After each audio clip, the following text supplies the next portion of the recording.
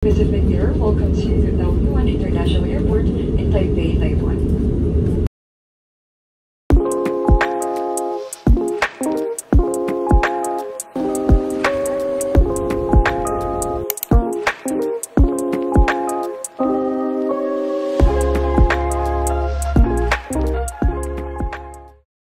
Hi guys, welcome back to my YouTube channel, and for today's vlog, we are going to Taipei, Taiwan. And as you can see, nandito kami agad sa boarding gate kasi we went straight nasa check-in counter pagdating namin kasi parang we have arrived around 3:20 a.m. and ang flight namin is 6:50 p.m. and we noticed na ang daming tao. Dumiretso na kami agad sa check-in counter to check in. So we are currently lined up for check-in, and it's currently what time? 3:20 a.m. And it's currently 3:20 a.m. and ang flight namin is 6:50 p.m. bound to Taipei, Taiwan. And tapos na actually kami mag-check-in kasi yun yung una namin ginawa kanina since kinakabahan nga yung mama ko na baka matagal or mahaba yung pila. And then after paying for the travel tax, all you need to do is make sure na tapos na kayo sa e-travel nyo online. And so for the e-travel, lalagay ko na lang yung link below and pwede nyo naman din tong i-scan if ever. Ayan. And after checking in and getting the boarding passes, we went straight ahead to immigration and medyo mahaba yung pila kanina. Parang almost an hour din kaming nag-wait sa immigration. For the immigration, wala naman masyadong naging tanong sa amin, sa akin. Ang tanong lang sa akin if sinong kasama ko din after nun, tatak na. Let's move on to my kapatid. For the immigration, ano ang tanong sa'yo kanina sa immigration? Nag-aaral. Then after nun, tatak na, no? Yun. Then kay mama naman, wala rin tanong sa kanya. Kasi ano siya hasyendera. Pero wala lang tanong sa kanya.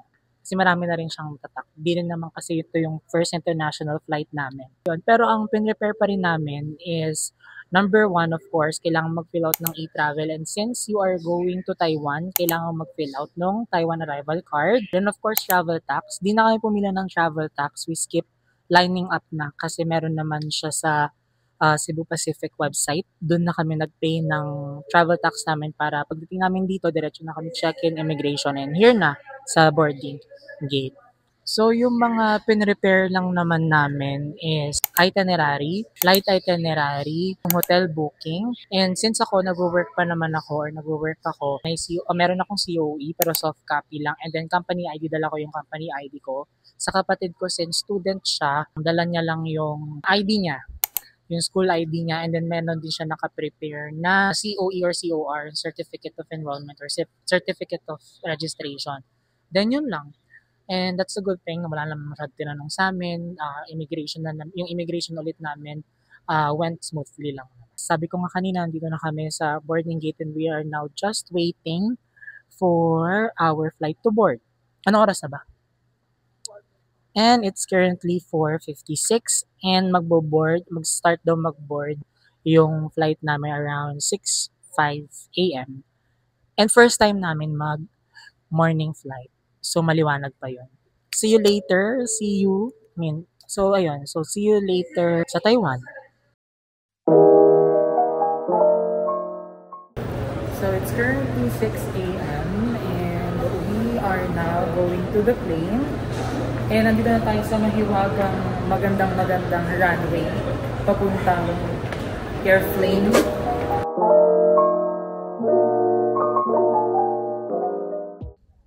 So we are now currently boarded at the plane, and the plane layout is 3x3.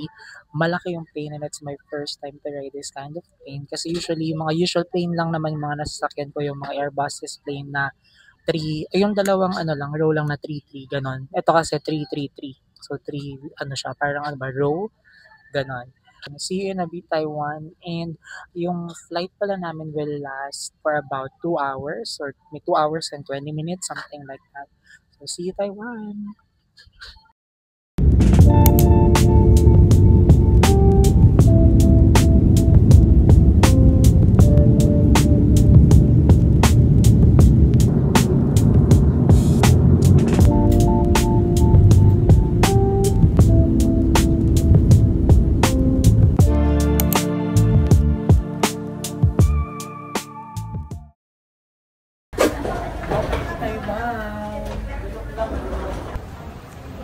to Taiwan. We are officially here at Taoyuan International Airport and we are now going to the immigration. So susundan lang natin tong arrivals. Yan, just follow the signs going to arrivals.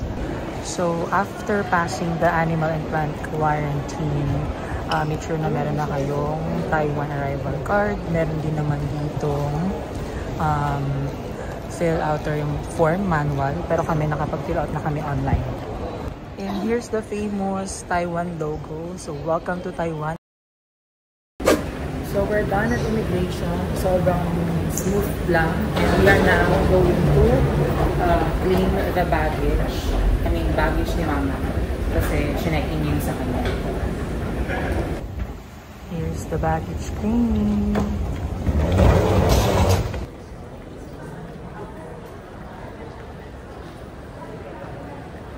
So, paglabas nyo ng baggage counter, makikita nyo agad on the right side yung Taiwan The Lucky Land. Make sure na nakapag-register na kayo at least 1 day prior to your arrival here at Taiwan.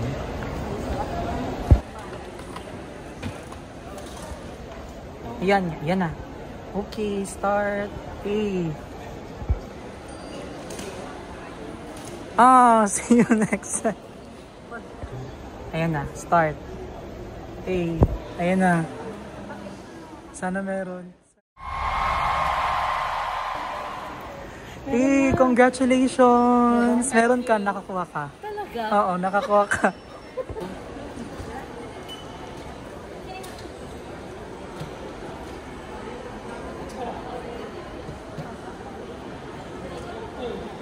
Wish me luck.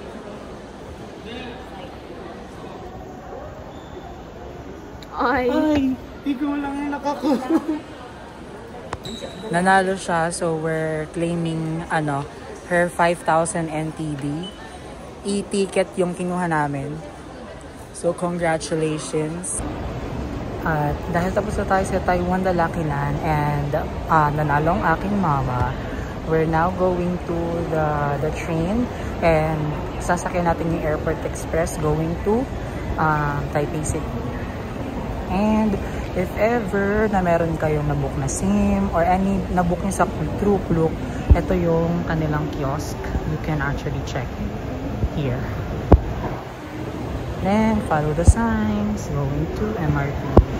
Ayan. So, if ever yung mga binili kayo sa Taiwan, pwede kayo mag-tax refund here. Malapit siya sa dito sa area na to going to food court. That is sunscreen from Biore. And it cost you Nothing. that's the spirit. Yan. And if makita nyo na itong Taoyuan Airport MRT, dito na yan. So yung baba kayo and going to the MRT. Yan. Then sakay lang kayo ng elevator going down. Then pagbaba ninyo ng elevator, just go straight here. And then makikita nyo itong booth na to. So if ever nag-book kayo ng Airport Express Klook, dito nyo siya i-claim. But for our case, hindi na kami nag-book kasi we will be using our credit cards na lang. So let's go. Ayan, so we are going to ride the purple train kasi yung Airport Express. Kasi yung blue is the commuter one, yun yung mas matagal. And kapag sa purple, parang around mga 30 minutes lang ka na sa Taipei main station. So let's go.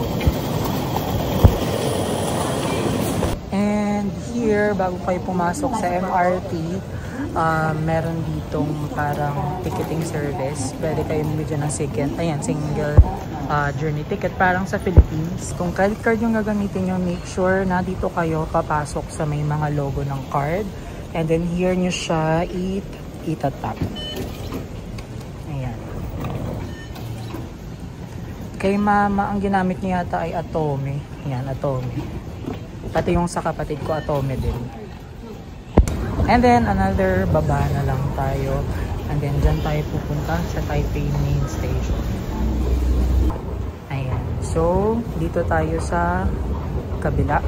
Kasi dito yung papuntang Taipei main station. So make sure ninyo nasa platform 2 kayo kasi yan yung going to Taipei main station. Kasi yung hotel namin is yung Ximen Garden Hotel located sa Ximenling. And also make sure na purple train yung sasakyan ninyo. So based dito sa screen, A1, it's 10:13 and it's currently 10:03, so we still have 10 minutes to wait para dun sa express na train going to Taipei main station. So itong dumating na train, it's the commuter train. Pwede mo kayong sumakay dyan kung gusto nyo pang parang mamasyal or mag-station. Parang mga 1 hour yata yan. So yun. So here's the purple train. May nakalagay pala siyang express. So let's stand here sa waiting line. Let's go! Okay. So the legroom is giving. Puna kayo. Diyan, dito na sa harap nyo. So ayan, pag express ang laki ng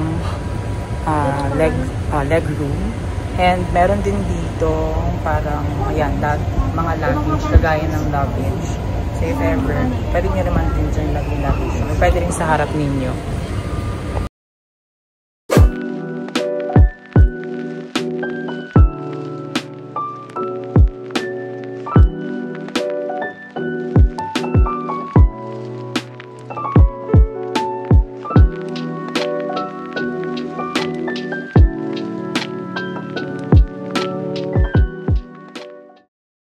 So we are now at the Taipei main station. Punta dapat kami sa exit 7 but since it's temporarily closed, exit 6 kami pupunta.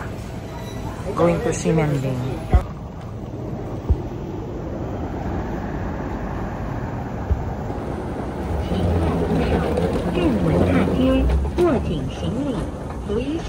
And we are now here at exit 6. Ayan.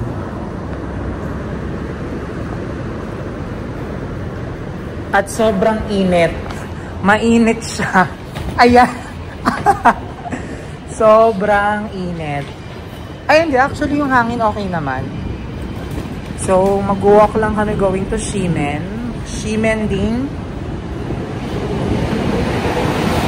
Ayan. So, we are walking. It's just a 10-minute walk from Taipei main station going to Ximen Garden Hotel, which is malapit lang din sa Ximenling. At init na yung mama kong naka-all black din. Ayan, so walk lang going to Ximenling or Ximen Garden Hotel, ang aming hotel.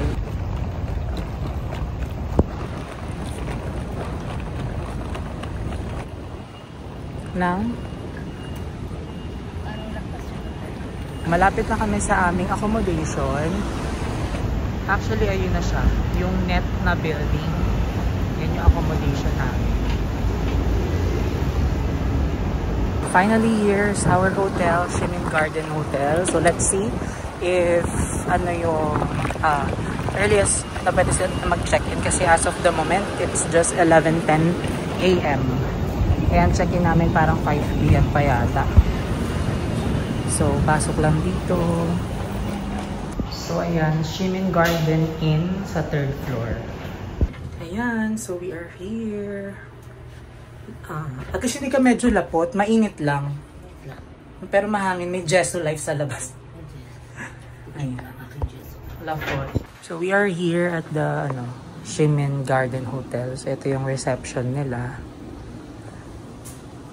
Ayan, tapos meron dito, ano to?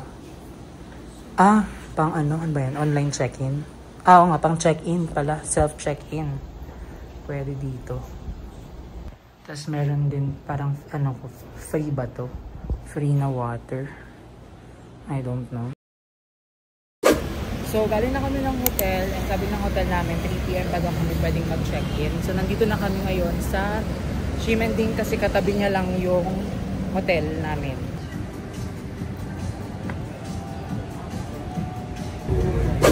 So, nandito kami ngayon sa Wanyan Building. kumakain ng lunch, kakain ng lunch. Nakita lang actually namin to sa TikTok. And so far, promising yung price niya rin at the same time. So, dito yung kinainan namin during lunch. Dito siya sa may Wanian ba yun? Wanian building.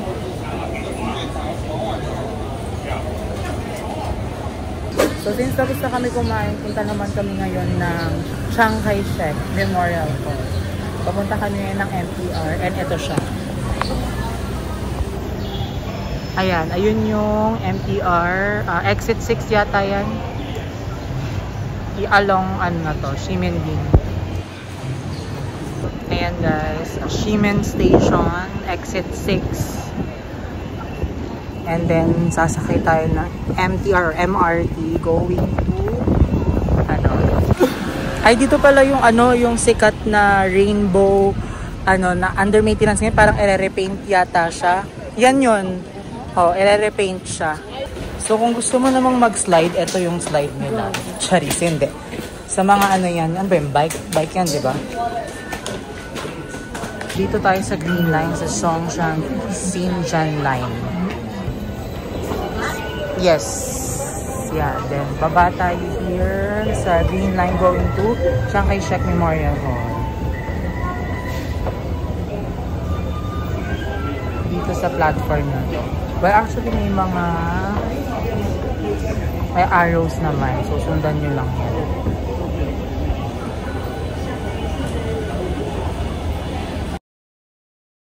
And we are now here at Chiang Kai-shek Memorial Hall Station. And lalabas na tayo ngayon.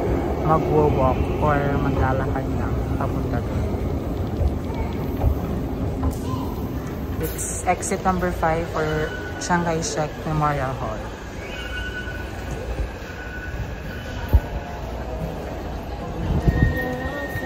So, how was Taiwan? Mainit pero... Mainit. Andito na kami ngayon sa Chiang Kai-shek Memorial Hall. Ayun siya. According to my research, ang Chiang Kai-shek Memorial Hall is dedicated sa former, Republic of China. Para daw yun, parang sa legacy and life niya. Ayun. Well, actually, nakita ko lang sa Google yun. Ayan. Actually, malapit nang sumabog ang pang-vlog. Wait. And we're done sa Chiang Kai-shek Memorial Hall. We are now going back to our hotel since almost 3 PM na din. Mag-check-in na kami and magpapahinga muna. And iro-room tour ko kayo doon sa aming hotel. Doon sa naka-check-in na kami. Hi guys, so ito, bibigyan ko kayo ng quick room tour namin dito sa aming hotel, which is the Ximen Garden Hotel. Yan, so pagpasok agad, makikita mo yung dalawang bed. Ano to, queen bed ba yan? Queen ba to? Dalawang queen bed, pero actually ang binook ko is, isang queen bed, tas isang parang single bed. Siguro parang this is a sort of, parang an upgrade. Kasi hindi siya in-expect ko, kasi in-expect ko is, lang siya. Yung isang bed is a single bed. But, it turns out na dalawang queen bed pala siya, which is okay. So, solo ko yung isang kama dyan. So, ayun. Then, dito, meron silang pa-electric kettle, 4 na baso. Which is good, pero di naman namin siya nagamit. Pero kasi merong free na water. And it's unlimited. Pwede kayong kumuha doon sa may lobby. Unlimited kuha naman yun. Tapos meron dito mini fridge. Pwede nyo dyan lagay yung mga gumagana yan. So, perfect yan siya. Tissue. Ito, refill ng tissue. For the toilet yata to. Ayan, TV. The aircon is there, which is okay. Perfect naman yung placement niya dyan. Yung hangeran, yan. For the banyo, actually, isang buong siya yan. Actually, sakop siya ng isang kama. So, it's a pretty big, CR. And, the CR is pretty decent naman. Ayan siya. Shower, and automatic yung niya. Yung heater niya, automatic na siya. So, titimplahin nyo na lang yan siya.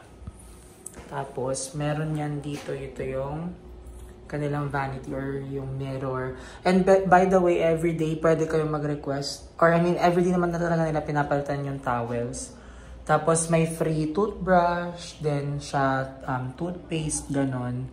So, pwede rin kayong humingi doon, limited din naman yon. So, ayun. Well, actually, so nakuha lang namin tong room na to for 5 days. Actually, binook ko siya from July 15 hanggang July 19. And ang binayaran ko lang for 3 person is, or for 3 packs, is 15,000. So, parang pumapatak 1K per head lang siya hanggang, mula July 15 hanggang 19. So, pakita ko na lang dito sa screen yung screenshot ng mismong hotel. Binook lang namin siya through Agoda. Ayun.